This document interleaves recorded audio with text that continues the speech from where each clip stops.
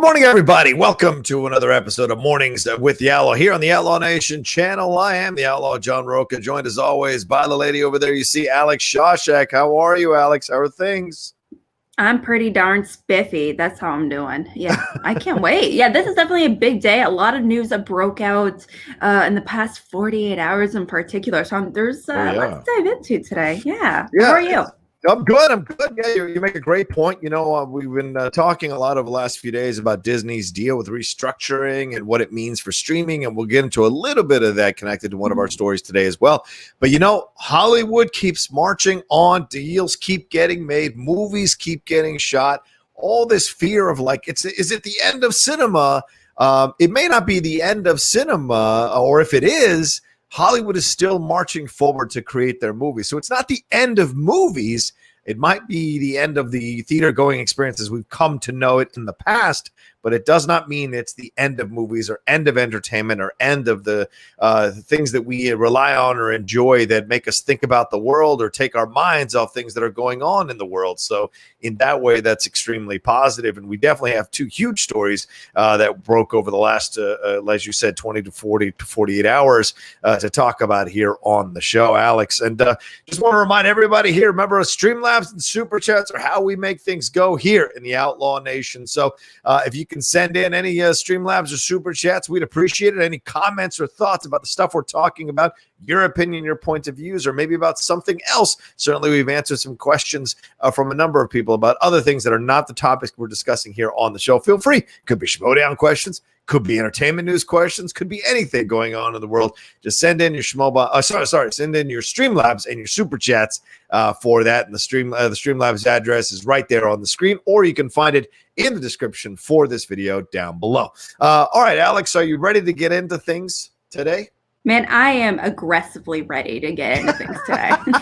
I like it. Aggressively ready. I respect it. All right. Well, just to let you all know, hold on. I got my mom calling. I got to let her know I'm going to call her afterwards. All right. So the priorities. Priorities. I mean, not during a live show, Ma. The first thing we're going to talk about here is this Imperator Furiosa prequel. I can't say that first name right. Imperator. I guess that's the correct way to say it. I don't really know.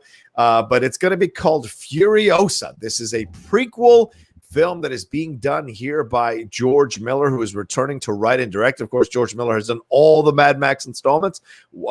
First Mad Max, Road Warrior, Mad Max Beyond the Thunderdome, and of course, Mad Max Fury Road, which was a huge hit when it came out. And there's been rumblings about this, Alex. We've been hearing about this idea of a prequel for Furiosa. Charlize Theron was interviewed about it in The Hollywood Reporter. She said that it was heartbreaking that they were going to do a prequel without her.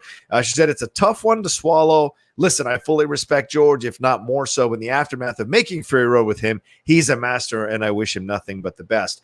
And the person who will be playing Furiosa is Anya Taylor-Joy, who we've seen in Glass and a number of other projects over the last few years. I saw her in Emma last year. Incredible work, or earlier this year. It's hard to believe the same year. Incredible work by her there. And she's going to be joined by Chris Hemsworth and Yahya Abdul-Mateen. Of course, Hemsworth being Thor and Yahya Abdul-Mateen II being Dr. Manhattan in the most recent Watchmen HBO series, and won an Emmy for his performance. So you hear about all of these factors into this situation. And how excited are you for a Furiosa prequel? And do you like the casting of Anya Taylor-Joy playing essentially a younger Charlize Theron?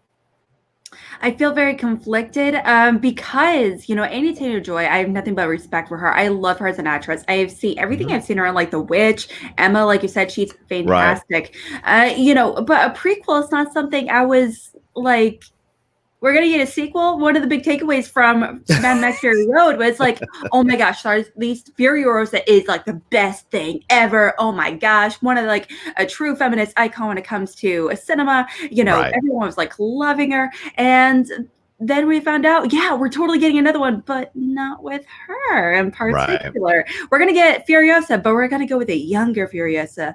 And I'm just like, but I don't want a younger Furiosa. I just love her the way she is. And, I was really excited to see where it would kind of continue from there, So this is definitely not the story featuring Furiosa that I wanted, but at the end of the day, it's still part of the world that, I'm very excited to see. I do trust as well George Miller as well. He's a director that I'm like, you know what? I've been wrong before personally, but in George Miller, we trust. So I mean, George Miller did Babe. Of course, a lot of people liked, and there was the rumor of his Justice League, that scripted for Justice League that was possible. Yeah, go ahead. What? He did Babe 2, Pig in the City. Right. He did this. Yeah, he did. I think he wrote the script for Babe. I think. You don't think he did he didn't direct the first one? I'm pretty sure he directed the first one. I can take a look real quick. I did. Let's take a look. The second one. I could be wrong. Okay. I could be wrong. I could be I'm out of practice with the Schmodown. I haven't been studying that much with the move and everything. No, you're right. Chris Noonan directed it. George Miller wrote the screenplay. Shout out to you. Hopefully that comes up as a 5-pointer in my match and we win. We'll see. Chris Noonan did direct it. George Miller directed the sequel. Good point there, Alex, catching that. And also did Happy Feet 2, and Lorenzo's Oil. And people forget Witches of Eastwick, a really interesting film from the 80s with Jack Nicholson and Susan Sarandon, Cher, and Michelle Pfeiffer. Yeah. Really interesting. It hasn't done a lot of projects, but somehow has maintained this name. And a lot of people are saying it's going to be called Furiosa. And then we've seen also he's going to do another sequel for the Mad Max story down the road called Mad Max The Wasteland. This one, let me see if I can find what it's being described at. There's no timetable for this thing as well. Also, let's see. Okay, so it's not even greenlit, the movie. So that's another thing to think about. It's not even greenlit just yet. But of course, these castings, you don't cast these people without some studio calling, or, negotiating with, I think it's Warner Brothers all over again to have them release this thing. What were you going to say? Oh, nothing. It's it just comes down to with this, when it comes to pitching movies, especially like festivals, things like that, a lot of these movies, like we talked about, like with 355, not too long ago, they created a cast before when they were pitching it. They just pretty much presented a photo and had some of the girls go to some of the meetings, and they were like, see, wouldn't this be like an awesome idea? Like, don't all these awesome ladies have something in common? Being awesome. They could be a spy. Let's make that movie. So that was essentially how it was made, and suddenly it became the most sought after script at the time. So I mean, it's kind of similar with this. How they're creating a cast before they're selling it off, essentially. Right. I guess. Right. Yeah, the movie's going to track the genesis of Furiosa before she teamed up with, of course, Mad Max later on down the road. I can't imagine they'll connect her up to the timetable of Mad Max. That's Charlize Theron's area. So this is going to be interesting, too. I'm curious about this because, I mean, she essentially becomes, taken over by Immortan Joe, who is the main villain in Mad Max Fury Road, and she becomes a warrior for him. I don't think she becomes part of his concubine. So what is this situation? How does this happen? How are they going to walk this line of a man, manipulating this woman to be part of his crew, for so long before she finally breaks out and makes a daring escape like she does in Fury Road? So where are we going to stop this story? What are we going to explore in her? You cast someone like Anya Taylor-Joy, who in essence conveys a kind of waifish personality, not necessarily the kind of badass physical fight nature that you get from Charlize with Atomic Blonde and a couple other movies. Even Reindeer Games, she's been a badass. 2 Days in the Valley. She's been a badass for quite some time in terms of physical altercations in her movies. We haven't seen that from Anya Taylor-Joy, aside from maybe New Mutants, and that was with powers. So I'm curious to see what kind of workout regimen, what kind of look we're going to get from Anya Taylor-Joy as she takes on this a character that has become iconic, Alex, for a number of reasons, as a character in the world of film. So I know there's a lot of weight that she's probably taking on in playing this role. Now, what will we see from her that will connect up to Charlize Theron's interpretation of the role? It's kind of funny you say that because I kind of disagree with you there. Okay. Feel free. Yeah, with Anya Taylor-Joy in particular, a lot of people like everything you kind of described. I wonder about her workout regimen. You know, she says she's known for being this kind of waifish kind of figure. People said the exact same thing about Charlize Theron as well. You know, yeah, absolutely. And who said that? I would love to know who said that. She's always been fighting in all her movies. She's always done action scenes in most of her movies. So I'd be surprised, but maybe you're right. I think people said that about Gal Gadot for Wonder Woman. That's for sure. Sure. And she proved them wrong. Yeah, absolutely. You know, before because she took on doing a lot of these physical roles in the past, like 7 years, because Mad Max Fury Road came before Atomic Blonde. It came before, you know, before we kind of associate her with this kind of John Wick level kind of physical situation. Obviously, right. She was a, you know, she kind of got into Hollywood by being a model initially, and she was a pretty huge model before she started to act, and so people associated her with those kind of roles, you know, for a long time, similar to Anya Taylor-Joy. But, you know, as far as thing is with her character in particular, she was always against what's his face, the big baddie with Immortan Joe.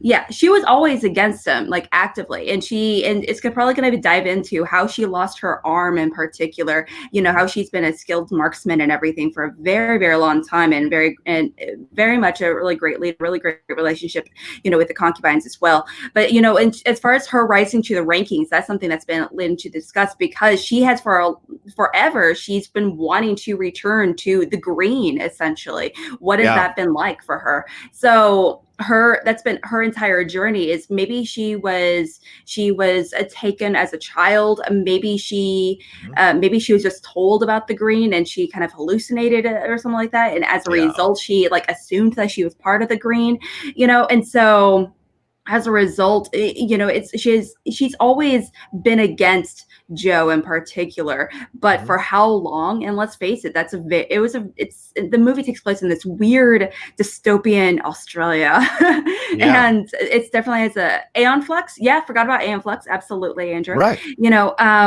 so that's one movie. These roles, that's one movie. I'm about to list you out a few, but go ahead. Okay. Actually, well-known, established movies like from the 2000s and 2010s, where she became like known as like the like go-to like fighting actress outside of like Mila Jovovich, outside of like Kate Beckinsale and everything. Right. Well, if we look at the biography of Furiosa, and we'll get to your point in a second, but you look at the biography of Furiosa, looking at the wiki for her character and her biography. She was born in a fertile land, as you mentioned, called the Green Place. She was the daughter of Mary Jo Bassa. She's one of the Vulvalini of many mothers. She was taught how to read by many mothers. Her initiating mother was K.T. Kincannon, and her clan was the Swaddle Dog. She was kidnapped from the Green Place at least 7,000 days, so around 20 years prior to meeting the Vulvalini again. So she was kidnapped around 20 years old, and her and her mom, or maybe a little bit younger, maybe in the teens, and then 20 years later is where we get Mad Max Fury Road. Her mother died 3 days after they were abducted. She came to the Citadel, which is Immortan Joe's place. She was traded into Immortan Joe's hands to become one of his wives. He tried to breed with her, but she was barren. So are we going to get that? Is Chris Hemsworth going to play a younger Immortan Joe? I wonder. As a result, Immortan Joe gave Furiosa to one of his imperators, who let her ride on the war wigs and taught her the art of war, the war rigs, rather. When her mentor was killed, she took over his command. Furiosa became Immortan Joe's finest warrior and earned the rank of Imperator. She lost her arm during one of the battles while serving Immortan Joe. She was the only woman among the military ranks of Immortan Joe's army. Her nickname was Bag of Nails. So it was then later on in this history with Immortan Joe that she was assigned to protect the 5 wives. And then at first she never engaged with the women. Then even after witnessing the rapes and medical procedures performed on these 5 wives, and one night she noticed Splendid attempting to perform self-abortion, but she stopped her, furious about the fact that the 5 wives could not appreciate the luxurious life that they had. So this is fascinating. And then slowly she starts to bond with the women, and that's when she comes up with the idea to kidnap them. So if they follow this wiki, there's a lot here that I think is going to challenge the viewer in a story about this character and their progression to a place of understanding how to break out of a situation, you know. And so yeah, it's, you know, and this is post-apocalyptic, so we can't put our normal judgments of our normal daily lives on a situation where you're just trying to live. You're not worried about your internet going down. You're just trying to live. And so the recommendations and the conditions and all of that might be completely different. So I look forward to a very, brutal, nuanced, interesting, challenging take here by George Miller in showing the progression of this character of Furiosa and how she changed. So I'm excited on a number of levels. And if you go back, you know, and like you said, like let's take a look at this real quick with Charlize Theron, right? You have 2 Days in the Valley. She has an action scene in that. Mighty Joe Young is an action movie for sure. Reindeer Games, another action movie that people know. Trapped is another action movie. The Italian Job, another action movie where she's had a number of fights. She doesn't have any action. She knocks Edward on his ass. She fights. Oh wow! She punches the guy. Yeah. Therefore, it's a fight scene. No, that is a fight scene. It's literally the definition of a fight scene. What are you talking about? She punches a guy once. That doesn't mean it's a fighting movie. That doesn't mean it's an action. It's not a. No, it's fight not. Scene, though. She punches the guy. That doesn't mean it's a full-on John Wick situation. Yeah, okay. No one's saying it's a full-on John Wick situation. But you're saying it's technically on the same level? No, I didn't say that. What I said was she has had numerous fight scenes and action scenes in movies throughout her career. That's all I'm saying. And I don't know anyone who's saying she was too waifish to do. Aeon Flux, another one that she's had where she was Hancock. Another one where she was involved with fighting and action sequence as well. Yeah, Prometheus, not a fighting sequence, of course, but certainly an action movie. Yeah, that movie and then came Mad out. Max. Yeah, so those movies kind of came out later. I mean, like she definitely became known for doing. There's like some fight sequences in some of these movies, but she is not leading. She's not leading the action movie. In Italian Job, she has that one punch scene. Sure, let's give her that moment. Awesome, that one scene in a movie that's not about her character really all that much. Aeon Flux, absolutely. What are you talking about? It's not about her character. Okay. No, the thing is, okay, sure, whatever. But I mean, the movie, she's part of the group, but it's like an Ocean's 11. We can be like, yeah, Matt Damon's definitely part of the crew, but the movie's not about him. It's about Danny Ocean. Cool, whatever. Aeon Flux, absolutely, that's something to consider. Hancock, the movie doesn't really focus on him on Charlize Theron's character all that much. She's in a little bit, like a wee bit, like towards the end, and like there's like 2 scenes, like in a trailer. Sure, I'll give you that. Mighty Joe Young is technically. All right. Yeah, I'll give you that. Mighty Joe Young is considered technically an adventure family movie. So sure, well, she runs around a little bit, so let's give her that. Okay. Oh I'll give you that one. Okay. A lot of these give movies, me anything. It's just I'll give you that. But she didn't do a lot of that until later. She definitely did. She did do Fate of the Furious, Atomic Blonde. Right. Back to back, obviously. Mad Max Fury Road, obviously. But right before that, she did more. There's like moments of like kind of fight scenes with Prometheus. She was in Hancock where there's like moments of it, but there's not too many movies where outside of Aeon Flux where it's like a full on consistent where she's in the lead role where a full on consistent action film outside of Aeon Flux, outside of these action itty bitty moments here and there.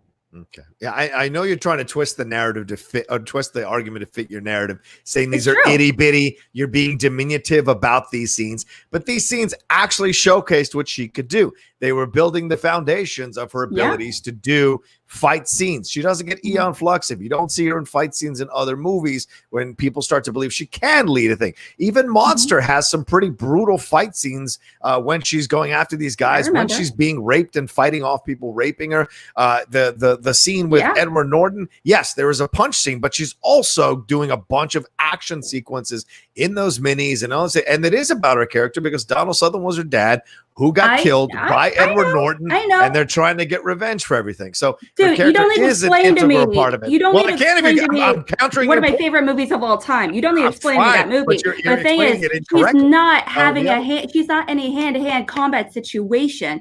You can have an action sequence with like a really cool like driving sequence or whatever it may be. That's awesome. Or you can have a lot of movies with high anxiety with her trying to break out of the safe or whatever it might be. That's awesome. But the movie is not like as far as screen time, the screen time isn't focused on actively on her. She's a side character. She's ridiculous. Incidental. That is absolutely incorrect. It's true. Okay. It's very true. It focuses on Mark Wahlberg's character, who she ends up having relationships to get surprised. That's movies. So I just want to say Old Guard. Oh my gosh, I love Old Guard. Thing is, a lot of those movies wouldn't happen. Yeah, that's a lot later though. Yeah, we do see these moments. Obviously, Atomic Blonde. Obviously, that was filmed after. Yeah, guys.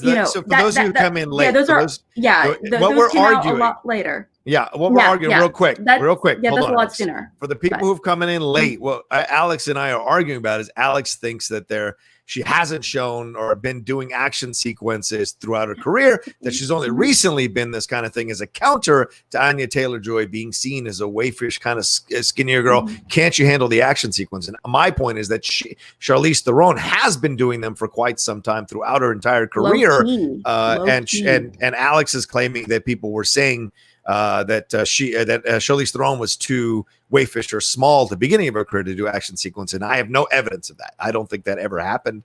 I can't remember anyone saying anything like that. But I remember so much active clapback being like, Charlize Theron, she can actually. Can she be in a George Miller like Mad Max world? Can she survive? Like, I remember. Who are you talking to? I'd love to know who you're talking to. I remember it everywhere. Find evidence. I'd love you to find evidence. Oh my gosh, I have no evidence of this. That's gonna be like a thing today, like on Facebook or Twitter or something like that. Because I'm gonna be sending you some. I'm gonna send you some tweets. Okay, but overall. Yeah, I'll send you like some general, not crazy fans with 2 followers saying shit. No, I was gonna say that. I was gonna say like it would be like actual people, from a lot of different sources. I'm down. But that's another time. That's definitely another day. Speaking of which, guys, do you guys like this? Do you like us like fighting? Just want to know your input. Do you guys like us fighting? Because we're just like hanging out, and I appreciate it.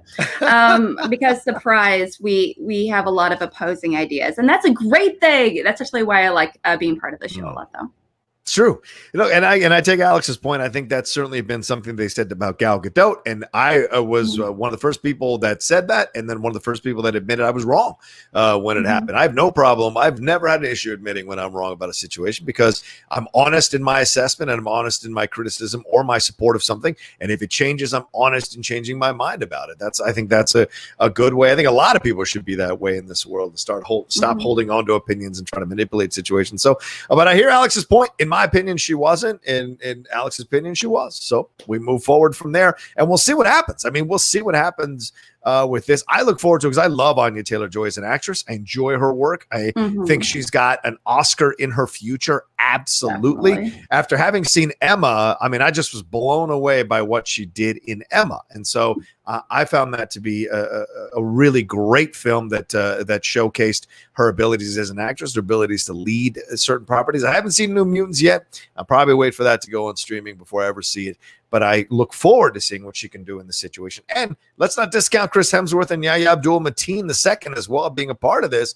This is going to be fun to see what roles those gentlemen play in this as well. As you said, they will be supporting characters to her overall lead in this film. So that's going to be fun to see as well. So, all right, let's move on to our next thing real quick. And don't forget, let's jump into some Streamlabs that have come through. And don't forget, sending your Streamlabs and Super Chats. What do you think? Do you think Charlize Theron has been doing actions, that she's been known for being an action only person? 10 years. Or do you think that she hasn't, that it's only been recently that she's, as Alex just said, only the last 10 years that she's really been seen as an Calm down. But say, I do just want to clarify, in the past 10 years, because of the success of this movie in particular, she was given a lot of, like, outside of like Aeon Flux, she was given a lot of, these bigger action-focused roles, such as, Old Guard and Prometheus and things like that.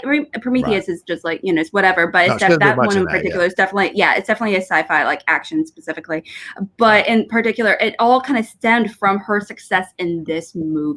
Right. So, my point is that she's been doing action sequences her entire career. Since the 90s? Since the 90s. Her entire career, she's been doing them. Even 2 Days in the Valley. She has a fight sequence. And Mighty Joe Young. She was doing Bagger Vance when she was doing... talking about that. Who even mentioned Bagger Vance? I'm not talking about Bagger Vance. I didn't say every movie. The Road? Or Head in the Clouds? Okay. Not in the Road. Not Head in the Clouds. Sweet not November. Sweet You're right. November. It's Sweet November. Not Sweet November. Cider House Rules. Cider House Rules, right? Not Cider House Rules, but I cited already Devil's Advocate. 10 other movies where she's had action sequences in the 90s and in the 2000s before we got to Fury Road. Before we got to Fury. 10 movies in the 90s. Have you seen 2 Days in the Valley? I bet you haven't. And she has a couple action sequences in there. Have you seen Reindeer Games? I bet you haven't. She's got a couple action sequences. Do you remember her action sequences in there? Well, it's like I remember the action sequences not really being the focus. That's just trying to win the argument. That's not true at all. She's been the focus of those action sequences. You also said a punch meant that she's like in a full-on fight movie. I know. I said a punch was a fight scene. Well, you got to hear my argument. My argument is that she's bad. She's had action scenes in movies. She's had fight sequences in movies. And those are things that have been happening throughout her entire career. I didn't say every movie that has action in it that she starred in has been a full-on action scene movie or action movie. I'm just saying there are evidence that she has done action sequences and action scenes and fight scenes throughout her entire career. But it really kicked in over the last 10 years, as you said, with Fury Road and Atomic Blonde and Old Guard, because she is making a conscious decision to show that women can kick as much ass as men. And so that's why she's made more of a focus of her career of choosing these projects, shepherding these projects, and producing these projects to showcase what she can do and what women can do as the leads of these these action films. Yeah, absolutely. Water is wet. But something is kind of funny you say that, because hearing water that, is wet. Good to go. Yeah. Way to go.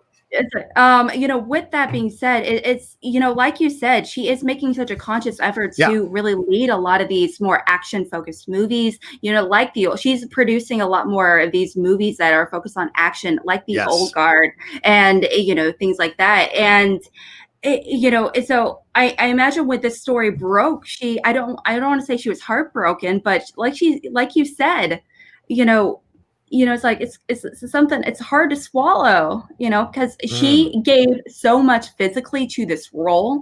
It was very mentally and physically exhausting and psychologically exhausting to go into this character, be part of this movie, because it was a very difficult filming process, action wise and everything. And because everything was almost like 95% of it's practical effects, which is insane considering how amazing the movie is. And, and she was just like, I gave so much and everyone loved me, and now you just want to move on with someone younger.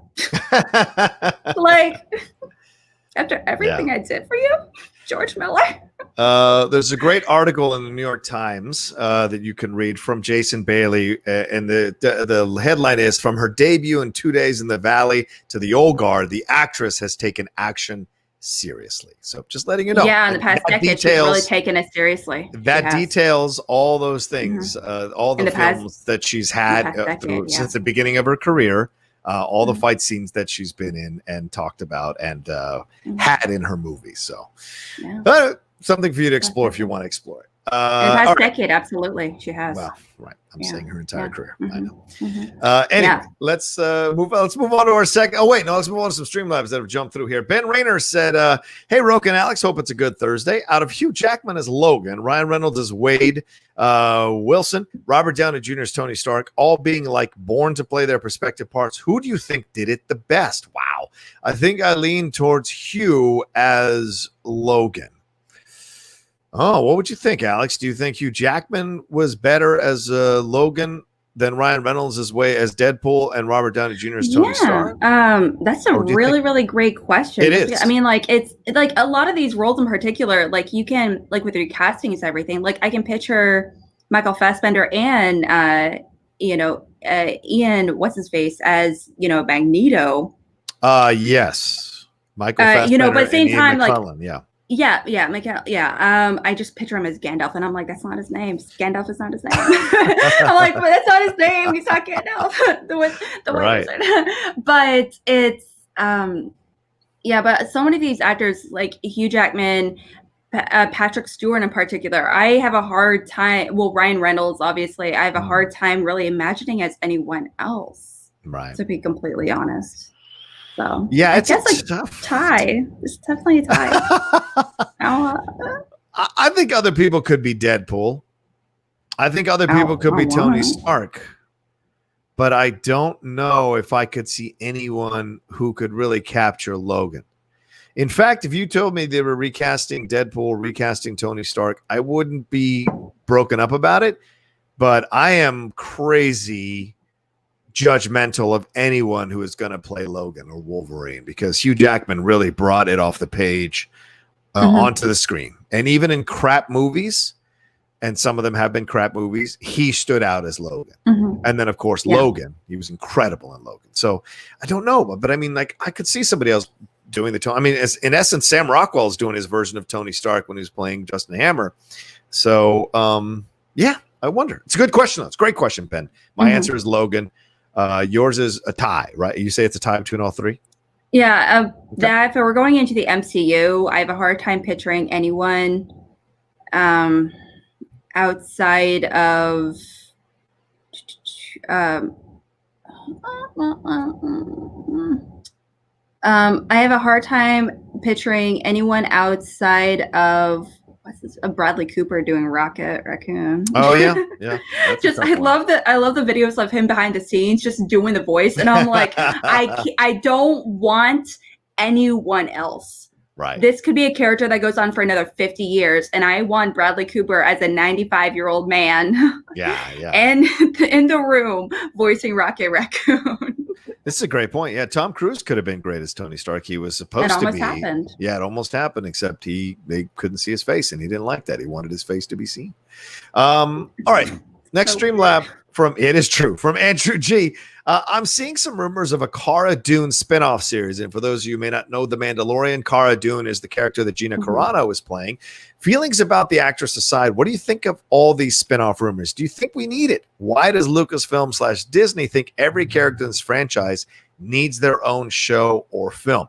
Well, I don't think you're not going to see a Carl Weathers spinoff film or anybody else. I think it's just either The Mandalorian or Cara Dune with Gina Carano. Here's what I'll say to you. I mean, if they do a spinoff, I'd like them to recast or find somebody else to play a younger version of Cara, like we're seeing now with Furiosa. Play a younger version of Cara Dune who comes up through the ranks and becomes this person that she becomes. And if they spin her off into her own series, it's going to be a lot of weight on Gina Carano's shoulders. She's, just being accepted as a kind of legitimately okay, good actress in this series. So there are still holes in some of her performances. Like when I rewatch the Mandalorian for The Jedi Way again, you could pick out some moments where she's authentic and not so authentic. So I think it would showcase the limits of her as an actress, but you never know. Some people step up to the plate and knock it out of the park when they're given an opportunity to lead a show.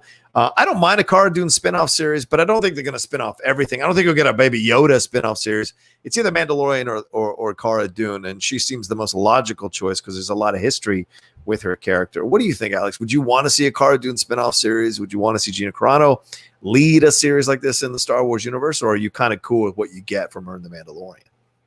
Well, I hear a lot about that news, and I'm like, the thing is, knowing that's a movie that's that's a series that wouldn't be made for me as a casual movie fan. Okay.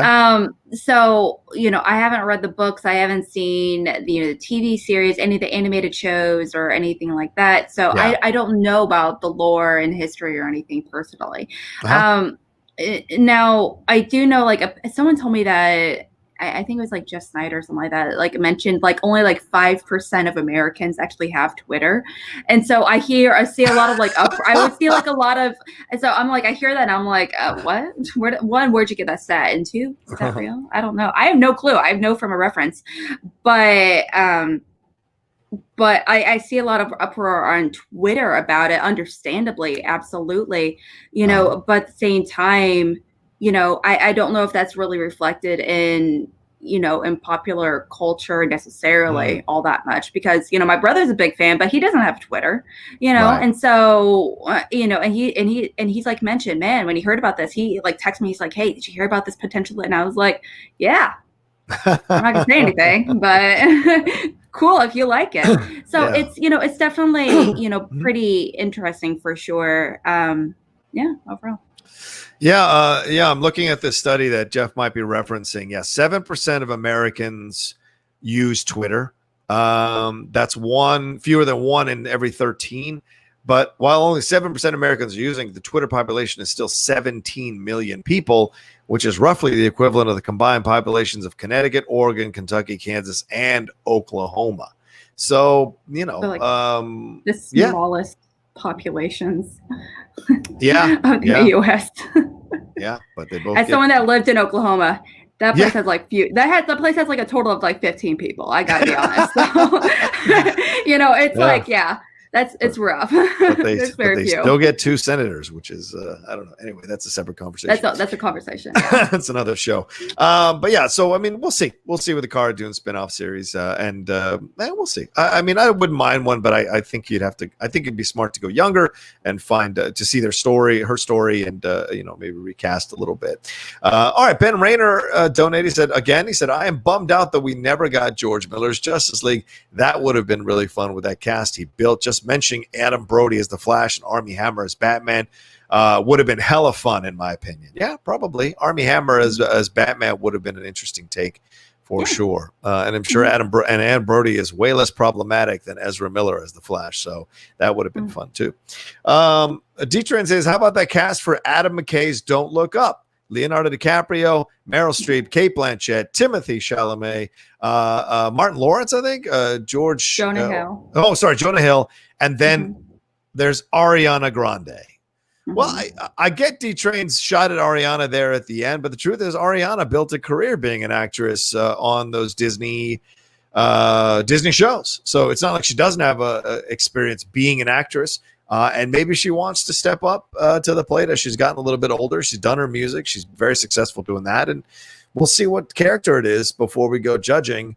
We'll see. I mean, Lady Gaga, didn't she get nominated? She almost got nominated for an Oscar for A Star Is Born. She did get nominated. So there you go. So, I mean, so it's not out of the realm of possibility that a singer can swing on over there and do a decent job, even if they're, Ariana Grande. And by the way, Ariana Grande has a hell of a voice. Why don't you find her, and a hell of a, I don't know, beyond her years interpretation of music. Go find her singing her tribute to Aretha Franklin, Natural, You Make Me Feel Like a Natural Woman, which of course was written by Carole King.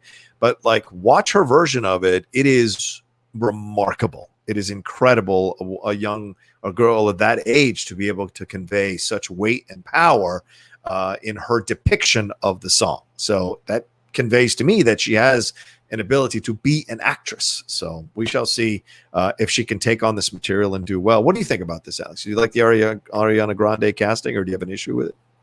I mean, I always loved Ariana Grande. I always associated her as an actress before because I don't listen to her music or anything all that much personally. I'm not a music person, so I always feel bad. So I always saw her first as like that one woman that, broke away, from the Disney life, obviously, Disney kids life, obviously. She had a lot of traumas coming from that. And, she's also been, I also was a real big fan of her involvement. She had a nice, cute little cameo in Zoolander too. The movie was trash, but she was cute. She had a cute little cameo in that movie. And I also really liked her in one of my, favorite series for a hot minute, which was Scream Queens. I loved that show. And she had a very consistent role in those, in several of the seasons as well. Right. Okay, well, there you go.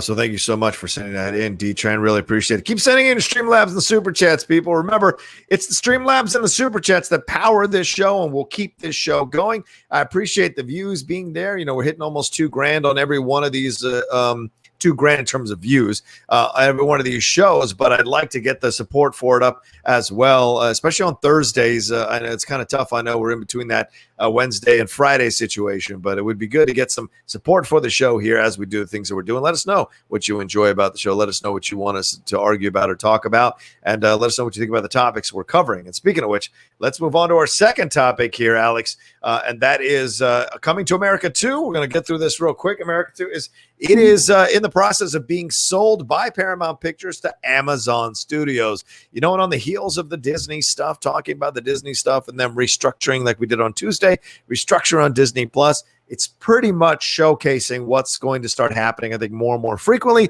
is a lot of these films that were set for theatrical releases are going to go to streaming, and in essence, they're going to be front-loaded. And by that, I mean they're going to pay large amounts of money right off the bat so that the creators of the films, the stars of these films, can get essentially bought out and not have to worry about the profit that the movie brings in or their money coming from the profit of the movie. So having it be $125 million lets me know that they're going to pony up some money for Eddie in this situation. The streaming premiere date is supposed to be December 18th.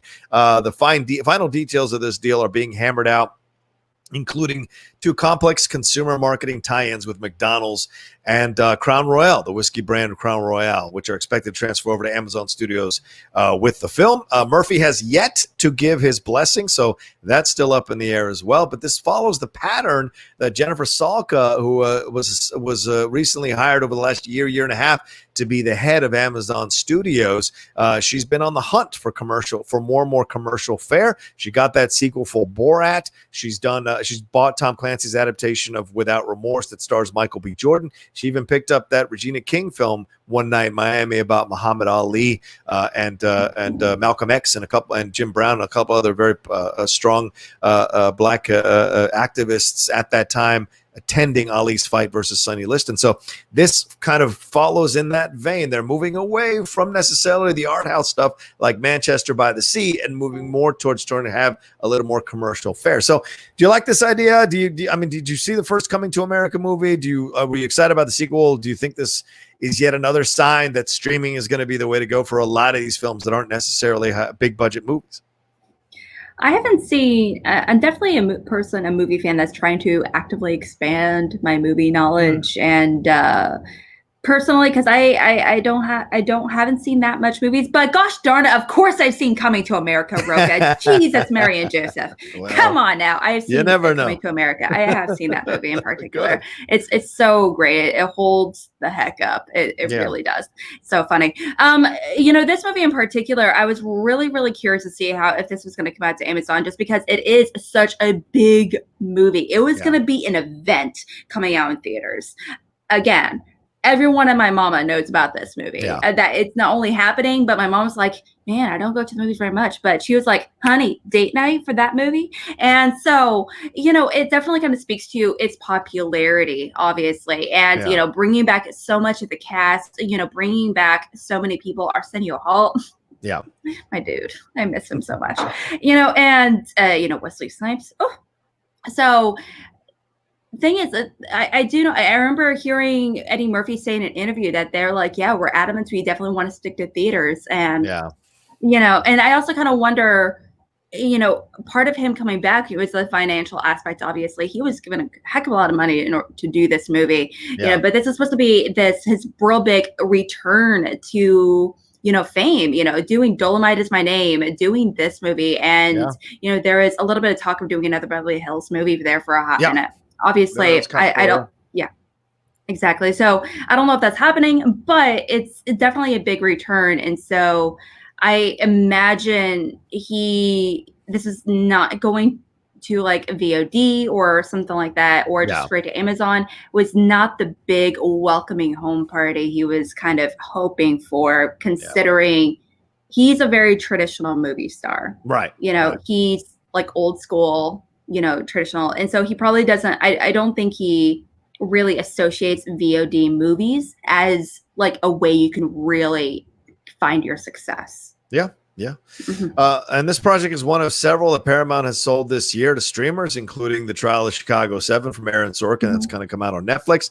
And Lovebirds as well went to Netflix with Issa Rae, I think, and Kumail Nanjiani. Yes. And the studio sold Without Remorse to Amazon. So this is all part of it. And by the way, for those who don't know about the sequel, it is Prince Hakeem, which is Eddie Murphy's character, is said to become the king of the fictional country of Zamunda when he discovers he has a son he never knew about in America, a street-savvy Queens native named Lavelle. To honor the former king's dying wish to groom his grandson as the crown prince, Akeem and Semi set off to America, Semi being Arsenio Hall's character. Murphy Hall and James Earl Jones are reprising their roles, and the film stars Jermaine Fowler and with supporting cast Tracy Morgan, Leslie Jones, and Wesley Snipes. So December 18th now, mark it down on your calendar. That's when Coming to America is coming out. Look, I know these aren't coming out in the theaters, but I'm starting to come to that place where, fuck it, stop pushing these movies farther and farther out. Just release them on streaming services. Let us have some entertainment. Let us enjoy some of these movies. And yeah, you'll take a little bit of a wash on losing some money with these movies. But hey, you've lost monies with movies your entire career as a studio. So why not try to take a chance to get more and more people involved in this? And yes, front load the deals so the studio gets paid and the actors and everybody involved in the production gets paid. And then let us enjoy the movie and give ratings to this movie on the streaming services. And in my opinion, or the views or what have you. So, yeah, I don't know. Am I crazy, Alex? I just want stuff. Well, no, the thing is, I was actually thinking, I feel like we are going to have to come to the very similar conclusion, as, the American public overall. I mean, just international viewership, audiences in general. But it comes down to a lot of people don't associate these big budget Wonder Woman, Black Widow, Dune, any Star Wars movie or whatever. Right? We're not going to associate that with potentially watching it at home. I'm not going to associate watching it at home until it's become much more normalized, until I think there's no other option. And so we are not going to, we're not going to be, groomed essentially to be like, every other week or whatever it might be to buy that $30-$40 movie until we get more consistent content, good, awesome, big budget content coming out on VOD overall. So once studios get more comfortable in taking that hit for now, it's definitely it's almost like an investment in the audiences, training the audiences to buy what you want. Agreed. Because we're still not used to it yet. Well, we've got over 140 watching us right now, so please hit that like button. We're only at 70 something likes. 71 likes. So would love it if you guys could get us over 100 and marching towards 150 likes before the end of the show. We got about 25 minutes left in the show, so would love it. Give us some love, give us some likes, give us some Streamlabs and super chats as well. Send all that stuff into us in the next 25 minutes. All right, Alex, let's move on to our next story. And I think you're leading this one. Please go ahead. Yes. Oh my gosh, guys. Excuse me. Okay, I am so excited about this story in particular. Okay, so we're having a wee bit of a reunion between some of our favorite people.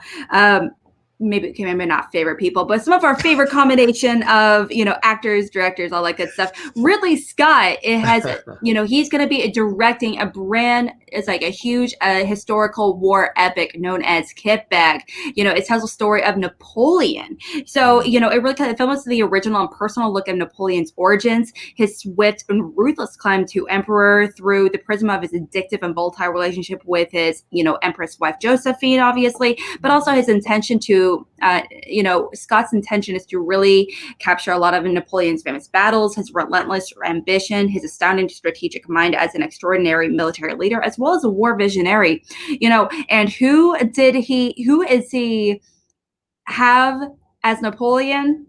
You guys remember that movie, Gladiator? Joaquin Phoenix. Okay, it's Joaquin Phoenix as Napoleon. Okay, they're gonna have to chop his legs off or something to really make him shorter because Kit Bag Because kit bag is the title of this movie. It's from the saying, there is a general staff hidden in every kit bag, which is, apparently it's a French military saying. I don't know, but apparently that's what it is. I don't know. But this movie is, like I mentioned, it's going to be directed by Ridley Scott. He's also reteaming with a script writer, David Scarpa, who he teamed up with to write the script for All the Money in the World. Obviously, that did have a lot of Oscar buzz, did a lot of awards buzz way back in the day, when especially with the troubleshooting with the whole Kevin Spacey situation, but he's also going to be reteaming with Kevin Walsh, who's he's worked with a handful of movies as a producer. So this is going to be a huge, big epic, historical epic, and we haven't seen him do in a minute. But he's also, he just got done filming the movie, the Last Duel. The Last Duel, yes, yeah, he just Duel. Yeah. He literally, in the past week or so, he just got done filming The Last Duel, with Ben Affleck and Matt Damon, which is a story about the last famous duel, in Europe. So it just got done filming in Ireland. So I imagine, honestly, he was like, hey, all these period dramas and stuff, I forgot how much fun they are. Let's do another one. And so him taking on Napoleon, such a big project, is not only ambitious, terrifying, and exciting. I'm excited. Yeah. John, okay, what are you thinking about? We kind of talked about not yesterday, but on Tuesday about, bringing back the historical epics again, obviously with the ancient worlds with Cleopatra and everything. But let's face it, period movies, especially nowadays, are kind of hit and miss. Huge epics, like huge, blockbuster epics are, they don't make all that much money, historically speaking. So what are you thinking about the idea of a historical epic being filmed by Ridley Scott? I'm how can I say this? I'm cautiously optimistic because remember Gods and whatever it was, Gods of Egypt, that was horrible. Exodus, yeah, King, whatever it was, Exodus, it was terrible. Yeah, it was Exodus. It was Exodus, King of whatever gods or whatever it is. Not Gods of Egypt. That was something else. But yes, Exodus was so bad, and I went to see that in theater, and I don't like the other one that he did with Orlando Bloom. I know that Kingdom of Heaven. Yeah, that one, the extended version. A lot of people say the director's cut is a lot better than the original cut. And that's fine, but I didn't like either one of those, and those are epic films. I like his smaller films. I like Alien. I like Blade Runner. I like these smaller films. Even All the Money in the World, that one is a smaller film as well, and I know he's reteaming with that writer, so that gives me hope for this. And maybe this is a smaller film approach to the Napoleon story. I don't know, but I mean, I don't, and Joaquin I trust, so I like to see him get involved in this. Absolutely. Playing Napoleon, you make a very funny but valid point that Napoleon was a small guy, a diminutive guy. It's called the Napoleonic complex for a reason. Actually, okay, so I did speak too soon because in real life, he was actually technically average height for a European man. He was actually 5'8" or 5'9" at the time, which apparently was considered normal height at the time for a European man. So I just wanted, that was considered average height. Where are you citing that from? Are you sure? History. Well, yeah, but where in history? I don't know. I remember learning it because we had an entire class talking about Napoleon specifically, where because actually Italian newspapers and Spanish newspapers and everything, they create like propaganda posters and everything. So they created this idea that they created this. He's a small man being like, whatever, I'm a leader. Hello. Like, love me, I'm so small. And so, it was like a propaganda thing, by a lot of, opposing government leaders. So there was that whole thing. So I don't think they're going to acknowledge it, but the man was not, his skeleton was not like 5'2" or anything. His skeleton was like 5'8", 5'9", which is very average. Just pointing that out there. All right. Looking at the History Channel and history.com here. That's baloney. That's History Channel. You're not citing anybody, but you're calling a website baloney? Where are you getting this from? I don't. It's like my college history class. Okay, the History Channel in particular, they're iffy at best. It's like but you haven't even heard what I had to say about it. That's fair. That's fair. That's fair. Right. Absolutely. That's fair. They claim that according to the pre-metric system of French measures, he was a diminutive 5'2". However, the French inch at the time was 2.7 centimeters, while the imperial inch was shorter at 2.54 centimeters. Three French sources, his valet, constant, his general Gorgard, and his personal physician, Francesco Antomarchi, said that Napoleon's height was just over 5'2", but applying the French measurements of the time, that equals to around 1.69 meters or just over 5'5". So at 5'5", he was just an inch or so below the period's average adult male height, which was 5'6". So he was shorter than the 5'8" or 5'9" that you claim his skeleton is. So probably around 5'5".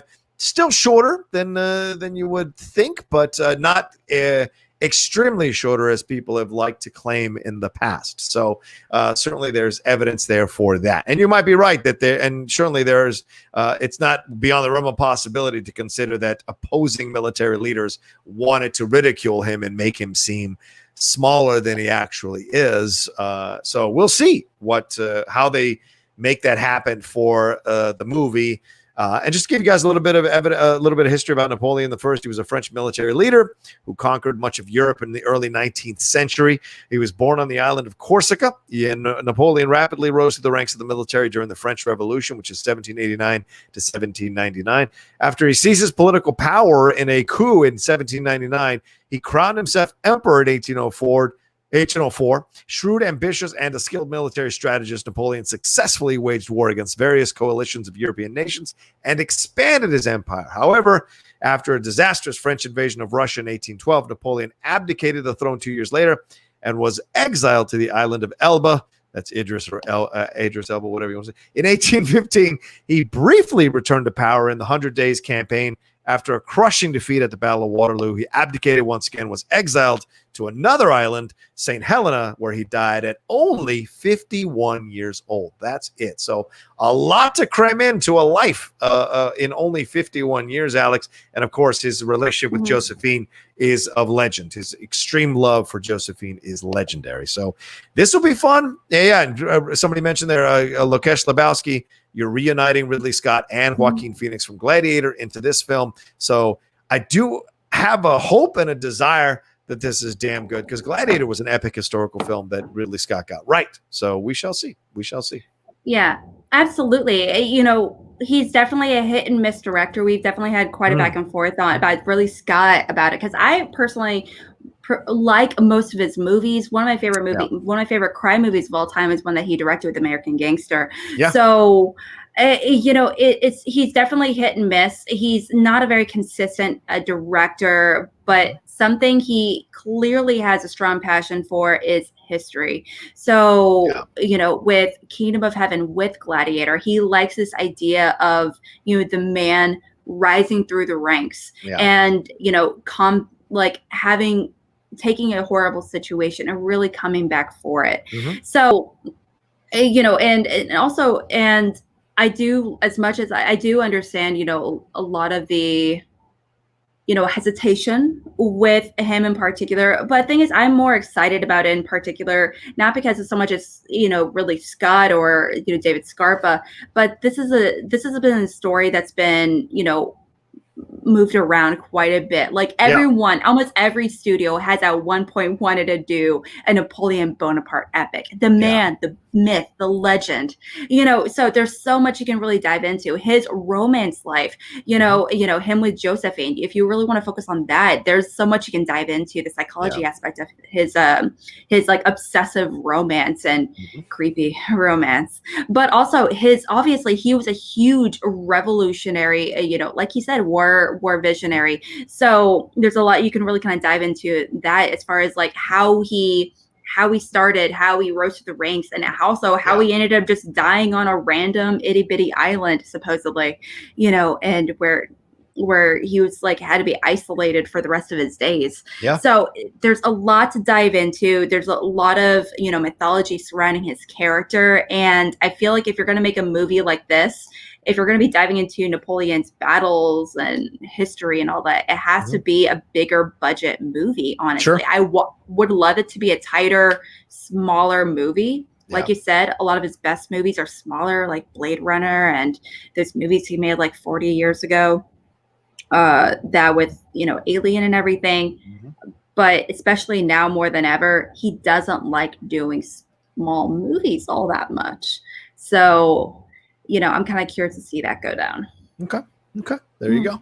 What do you think of Joaquin Phoenix taking on the role? I like it. I mean, he was already Emperor in essence in Gladiator. So the idea of him leading a campaign, being involved in this, I think he's such an incredible actor. And I know you mentioned Gladiator, but like you got to mention Joker. He won an Oscar for that. Yeah. He's phenomenal in Joker. So I want to see what that kind of approach to a character like this brings. Also, he's a great internal actor. So when you're watching him, he doesn't have to say a word.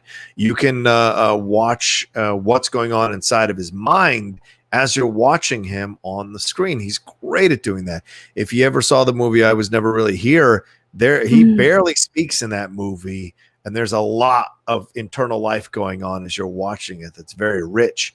So I hope this is more of a contemplative Napoleon and less of the whole rah, let's do this or that. They say they want to focus on his military technical ability as being a tactician, all of that. I want to see more of that explored in his character, and his love of Josephine, if they go into that more deeply, how that affected his life and how that worked with him. So someone like Joaquin, who has so many levels now, and he's lived a pretty interesting life. He has so much going, so much inner life already for himself. I want to see that brought to the screen. So that excites me, to be honest with you. It excites me to see what he can do with it for sure. So there you go. A weird question. Yeah. If you were a film investor, would you put money into this movie? I'm not asking you would would you put like $150 million kind of thing? But if you were like putting money into this movie, knowing that it's an epic, knowing Joaquin Phoenix was involved, and knowing Ridley Scott and all these people, I mean, is this bankable movie and everything? But would you invest money personally into this movie being made? It's a great question. I think I'd have to look at the contracts and the parameters and how safe my money would be in a movie like this. Would I be getting a benefit tax-wise down the road? Would I be establishing a relationship with Ridley Scott, with a studio, with Joaquin Phoenix, with an actor? Then at that point, I'm investing in a future relationship. I'm investing in something that will pay dividends, hopefully soon or rather than later, but potentially down the road even more so. So it would depend on that, and it would depend on what kind of say I'd have on the movie as well. I don't think I'd ever put a dime into something that I don't have some kind of sway over or some kind of influence on. So I think it would depend. But I mean, it's a great question to ask, Alex, because you look at the fact that theaters are not open right now, and you wonder, are studios going to now start putting less and less money towards these kind of more risky type films to make? Because really, who's clamoring for a fucking Napoleon film? Like, be honest, who is clamoring for a fucking Napoleon film? I'm sure it's not like 500 million people are dying for a Napoleon film, but it can be global. It could be a super success. You could be redeeming a character from history. So there's attraction here to put money into it. I just don't know if people are clamoring to go in large numbers to see a film about Napoleon. It depends on how they portray him and what aspects of his character they're going to focus on to turn him into kind of an underdog, as you mentioned, a revolutionary. So I think that's where it would be. If I see the script and it seems like that's what they're going with, so it's a universal appeal and appeals to people who are trying to achieve things in life, then I think I would invest in it, hoping that it would make a lot of money and win me some awards as a producer on the film. Yeah. What about you? Yeah. I mean, it definitely, I personally would not put money into it just because it is so risky right now. And we still don't know about the whole video on demand situation, because we haven't really seen that many big epic, especially not only big budget movies, but let alone epics to be potentially put on video on demand. And hypothetically, this is just, this is just signing off. This movie could come out in 5 years. It could come out in 3 years. We don't know. It could come out spring of 2022. We have no clue. Yeah. So Yeah, it's definitely, I personally would not invest money in it, but you're right. It would be more about the movie itself. It'd be more about what you're investing in long term, about potential contracts with these directors and actors as well. Yeah, So that's yeah, something to absolutely consider. A silver lining though, yeah. with the, like you said, this is gonna be a big budget movie and all that, is that the silver lining is that a lot of movies like made it seem like, well, in order to be mega successful, you Yeah. have to at least have you have to have a bigger budget, you have to have a real big budget. It feels like a silver lining for studios, for directors, and things like that, is that you can, it's almost preferred nowadays to create a really amazing smaller budget movie. Yeah, yeah, See if you can make that $40 million superhero movie or whatever it may yeah. be. So I'm really hoping that we get more movies like that. Therefore, usually when that happens, smaller budgets usually mean more experimentation. That means more interesting projects, more interesting directors and actors. And so that's with that being said, I do think like we're gonna be having a little like 90s indie movie resurgence a little bit, if that makes sense. Yeah, that does make sense. Yeah. Why not? We've been through the 80s, so let's move into the 90s now. Why wouldn't that be a possibility for sure? Let's see. We got one quick super chat from Ben Rayner. He said, "Movies a la carte. I like it." All right, I like that too. Please keep hitting that like button, ladies and gentlemen. We're at 87 likes only, and 150 all watching us live.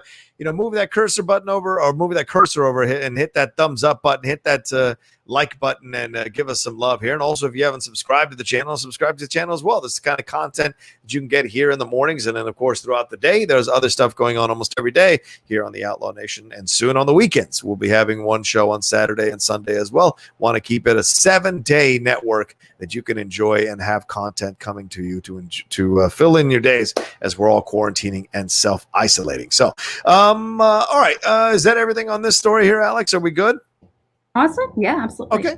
Let's move on to one more story before we wrap this thing up here. We got to go in like 7 minutes, so we'll do our plugs in just a second here. But I do want to talk about Sarah Shahi joining the cast of Black Adam, which with Dwayne Johnson in the title role. Sarah Shahi will be joining Aldous Hodge, who's jumped onto this thing as Hawkman, and Noah Centineo as Atom Smasher. Of course, Jamie Collette-Surratt, who is doing Jungle Cruise, is directing this one as well. Dwayne Johnson and The Rock, Dwayne Johnson, a.k.a. The Rock, being in Jungle Cruise with Emily Blunt. The character, Black Adam, is one of DC's most popular anti-heroes, and the plot details are being kept under wrap. Sarah Shahi is said to be playing a university professor and freedom fighter leading the resistance in Kahndaq. And Kahndaq is Black Adam's empire, Black Adam's country or nation that he is in charge of.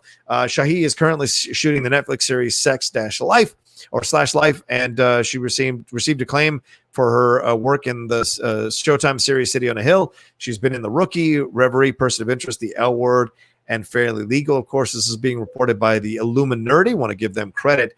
And a little background on Kahndaq. It was ruled by Black Adam, was one of the countries that spearheaded the Freedom of Power Treaty. Its capital city is named Sharada. At least one of its official language is Arabic. The country is similar to Egypt, but the majority of Kahndaqi population are relatively liberal Sunni Muslims. Ooh, I'd be wondering if they wade into that, who are willing to view Black Adam as a prophet along the lines of Muhammad.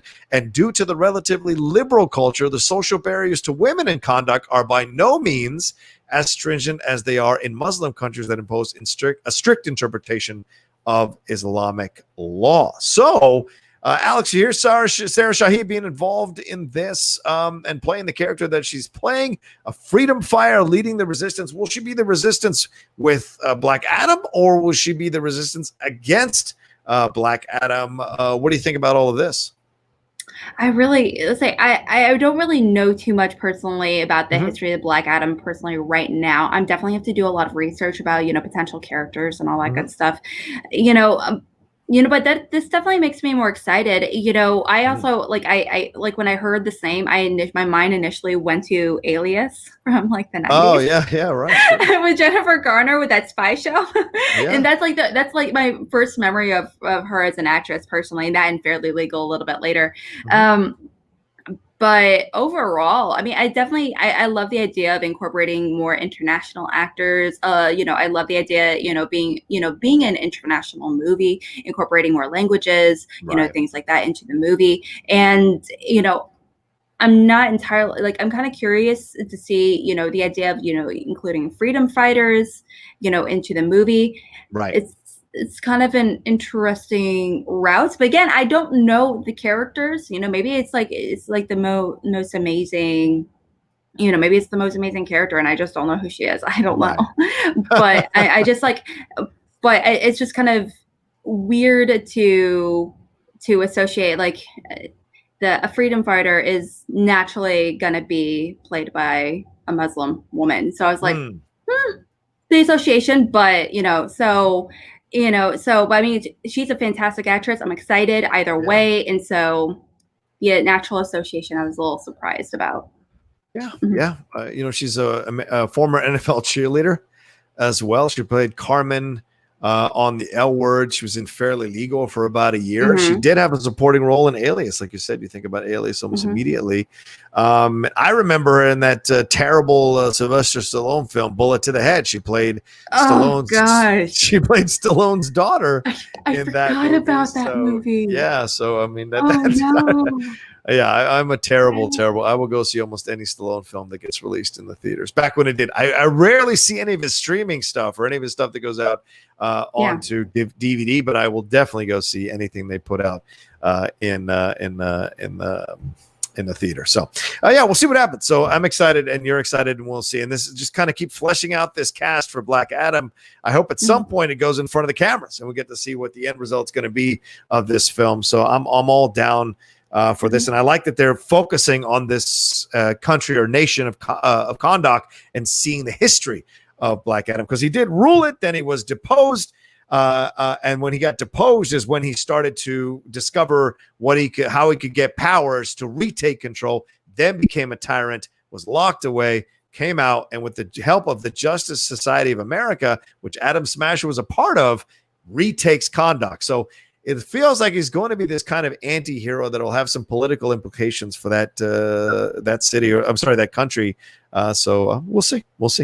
All right. Well, that's our show for today. Thanks everybody for joining us this morning for a live episode. We got 163 of y'all watching us live. Would love it as we're wrapping up here that you gave us some likes. We're at 99 likes. Get us to 100. But what if we get 50 likes in the next 5 minutes as we're wrapping things up here? Give us some love. Hit that thumbs up button with your mouse. Give it some love. So, and thanks to everybody who sent some Streamlabs and super chats today. Really appreciate it. Alex, what can we tell them? Tell them what you got going on. Plug everything you got going on. Yeah, I just had a really awesome, one of my favorite episodes by far of, Schmo Bates last night. It was so much fun to do. It was themed on the Droogs. Our ghost judge was fantastic. We had a Warfather, aka Eric Barnes, come on, which was really, really fun. And it was a little bit of a AAA reunion between Nat Vu and Dylan Camacho. So much fun overall. We're also going to be, I also co-host a show called Cinema Bias, where Video Drew and I, dive into a movie that challenges one of us that hasn't seen. Last week we dove into the movie It Follows. I had not seen it before, and I was like, this movie gives me so much anxiety. I don't want it. But it was such an amazing watch. But yeah, please check us out over the Call to Action podcast. That's my podcast I'm a part of, and we're definitely working really hard to make some good content. There you go. All right. You can always follow me at The Rocha Says on Twitter and on Instagram, and all the stuff we got going on here on the Outlaw Nation. Just dropped a brand new episode of The Geek Buddies that we dropped yesterday. Please go and take a look at that. Dropped it last night. Had a great time hanging out with the guys again and talking about everything going on in the world of entertainment, including that we break down the Disney thing even more extensively, because Michael Vogel, one of the Geek Buddies there, he was an executive for a number of years at Sony and at Hasbro. And so he's giving us an in-depth look at what might be happening here with these decisions by Disney to focus on Disney Plus streaming. So a lot of great conversations. Talked about the Green Lantern Corps going over to HBO Max, talked about the Invincible trailer, and we broke down our thoughts on a number of other geek issues going on in the world. Also, the new top 10 is up there for you guys to enjoy. Top 10 Irish films. The top 10 Irish films. That's right. We go down to Ireland to do the top 10 Irish films and break down a country that has so many films that we love and enjoy. Yes. I was going to ask, is it movies set in Ireland or movies that for just any Irish movie? Set in Ireland. Yes. Movies set in Ireland. So we kind of put that out there. And then also don't forget tonight, Impolite Truths live, 7 p.m. tonight. We're back with our regular show. We will be doing essentially a reaction, a post town hall meeting reaction show. We'll talk about what we heard from Biden and from Trump in their dueling town hall meetings. Thanks for that, NBC. And then we'll also jump into a couple other stories like the Amy Coney Barrett hearings this week and a couple other political stories going on as well. So come and join us tonight, 7 p.m. PT live. Dorina Arellano and I on Impolite Truths. Those are the things going on. And I just did an interview that is out now that you can watch. Me and Jean Reno. Jean Reno and I hanging out, doing an interview talking about his new film, The Doorman with Ruby Rose, and whether he might come back to do a sequel to The Professional. Hey, we never saw a body. And also this new project he's working on with Amazon that is all in Spanish as he's embracing his Spanish roots. A lot of people don't know this. He is the son of Spanish people. He is not French by birth. He is Spanish by birth, but adopted the French culture there and took the name on from studying acting in France. So fascinating exploration with this man. Please watch that interview.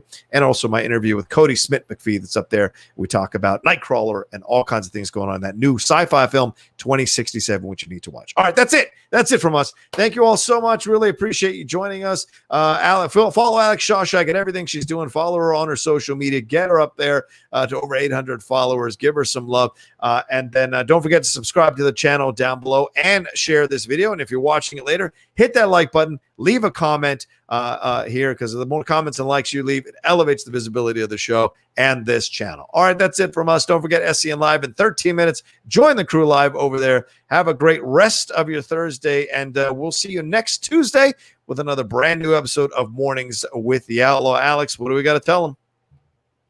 Wear a mask. For the love of God, wear a mask.